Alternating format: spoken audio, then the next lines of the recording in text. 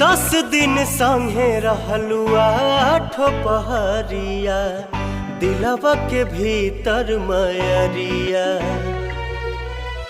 नैना से दूर होते छल के नैना, देख विदाई के बेरिया। मन कहे माई माई है, मन कहे माई माई भाई भक्ति में विभोर। हाँ भक्ति में विभोर, हथवा से छूटत नइखे अचरा के कोर, अचरा के कोर, अचरा के कोर।